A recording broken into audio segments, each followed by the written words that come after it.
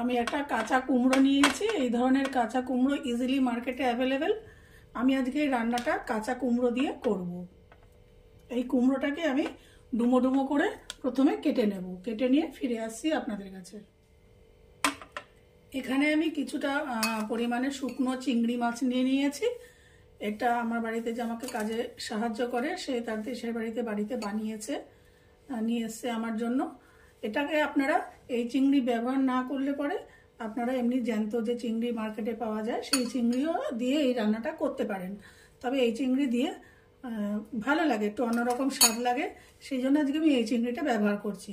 আচ্ছা, এটা যখন ব্যবহার করব আপনারা তো এটা যেমন খুব পরিষ্কার, যে ওরা তো নিজে বাড়িতে ব্যবহারের জন্য বানিয়েছে, খুব পরিষ্কার। কিন্তু আপনারা যখন এটা মার্কেট থেকে কিনে নিয়ে আসবেন এর মধ্যে ধুলো ময়লা থাকে। প্রথমে এটাকে নিয়ে একটুখানি ঝেড়ে নেবেন, কুলোতে বা একটা বড় থালার মধ্যে নিয়ে ভালো করে ঝেড়ে নেবেন ধুলোটা ঝাড়ার পর, বা ঝাঁঝরি থালার মধ্যে নিয়েও আপনারা ঝাড়তে পারেন। ঝেড়ে নিয়ে তারপরে এটাকে হালকা গরম জল দিয়ে প্রথমে ধুয়ে নেব। ধুয়ে নিয়ে একটু গরম জলের মধ্যে এটাকে মিনিট 5-10 আমি ভিজিয়ে রাখবো, তারপর আমি এটাকে ব্যবহার করব। আমি কুমড়োগুলোকে এরকম ডুমো ডুমো করে কেটে নিয়েছি। আপনারা ইচ্ছা করলে এর থেকেও ছোট ছোট কাটতে পারেন। যেহেতু কাঁচা কুমড়ো কচি একদম, সেই জন্য আমি একটু বড় বড় সাইজ রেখেছি। আর এইদিকে আমি এই চিংড়ি মাছটাকে ভালো করে গরম জল দিয়ে ধুয়েছি, ধুয়ে আমি এটাকে ভিজিয়ে রেখেছি। এরপরে পরের প্রসেস যতক্ষণ না শুরু করছি ততক্ষণ এটা ভিজানো থাকবে। আমি গ্যাসে কড়াই দিয়ে দিচ্ছি কিছু পরিমাণে তেল দিলাম, সর্ষের তেল দিলাম।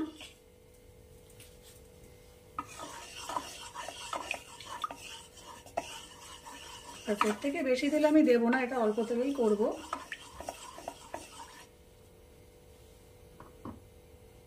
কড়াইতে তেল গরম হয়ে গেছে, এবারে দিয়ে দিচ্ছি অল্প পরিমাণে একটু পাঁচফোড়ন। এরপরে দিয়ে দেবো আমি দুটো ছোট পেঁয়াজ কুচি করে রেখেছি, সেটা দিয়ে দিলাম।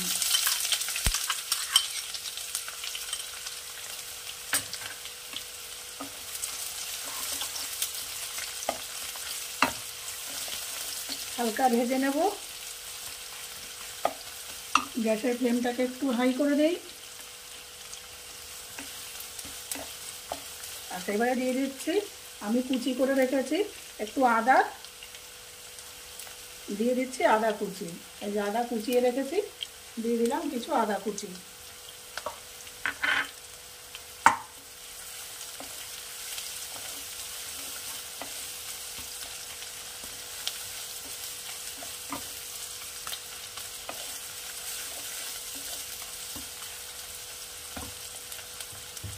দিয়ে দেব অল্প পরিমাণ মতো একটু লবণ।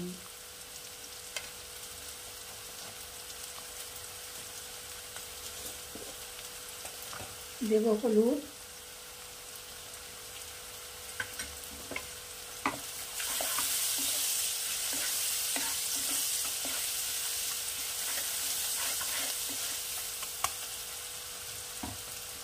এইবারে আমি যে চিংড়ি ভিজিয়ে রেখেছি দিয়ে দিচ্ছি এখানে কিছুটা পরিমাণে, সবটা দিচ্ছি না,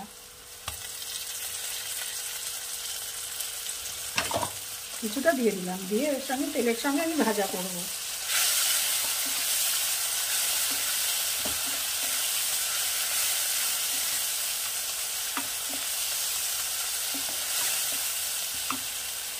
গ্যাসের ফ্লেমটা আমি কমিয়ে দিলাম।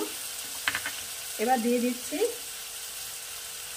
কেটে ধুয়ে রাখা কুমড়োগুলো।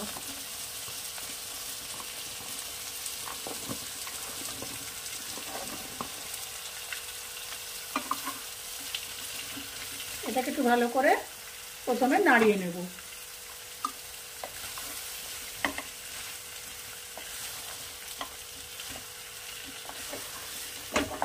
এবার এটা একটা কিছুক্ষণ হতে থাকবে। আমি গ্যাসের ফ্লেমটা একটু বাড়িয়ে দেবো, মিনিট 2 হওয়ার পর আমি আবার ফিরে আসছি। মিনিট 2 নাড়াচাড়া করার পর আমি এখানে দিয়ে দিচ্ছি হাফ চামচ মতো একটু জিরে গুঁড়ো। আপনারা এখানে জিরে বাটাও ব্যবহার করতে পারেন। হাফ চামচ ধনে গুঁড়ো, আর দেব অল্প সামান্য একটু লঙ্কা গুঁড়ো। লঙ্কা গুঁড়োটা আমি এখন বেশি দিলাম না, আমি এরপরে কাঁচা লঙ্কা ব্যবহার করব।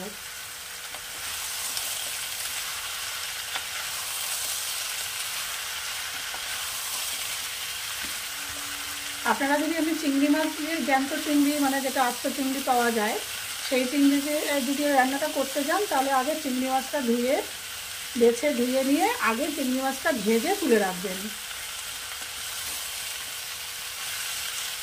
তারপরে এই কুমড়োর প্রসেসটা পুরো শেষ হয়ে গেলে রান্না একদম নামাবার আগে, রান্না হয়ে যাবার আগে মানে জাস্ট একটু আগে আপনারা ওই ভাজা চিংড়িটা অ্যাড করে দেবেন।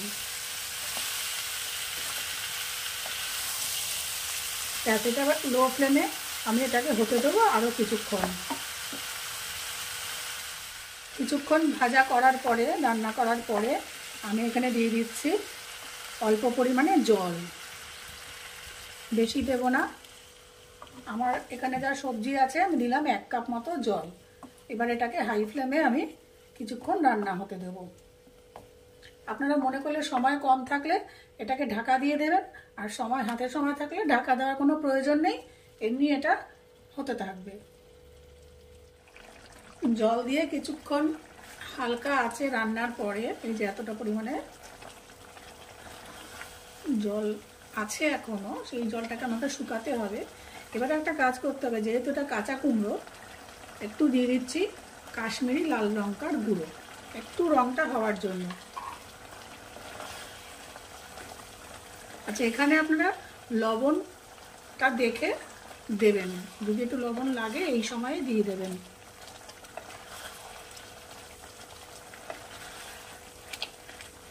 আবার আমি এটাকে লো ফ্লেমে আরও কিছুক্ষণ হতে দেবো, জলটা পুরো শুকিয়ে নেব।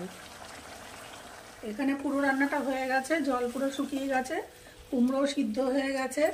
এবার আমি এখানে দিয়ে দেবো নামানোর আগে একটু পরিমাণ মতো স্বাদ অনুযায়ী একটু লবণ দিয়ে দেবো, কাঁচা লঙ্কা 2টো। আপনারা একটু ঝাল বেশি পেলে কাঁচা লঙ্কাটা চিড়েও দিতে পারেন।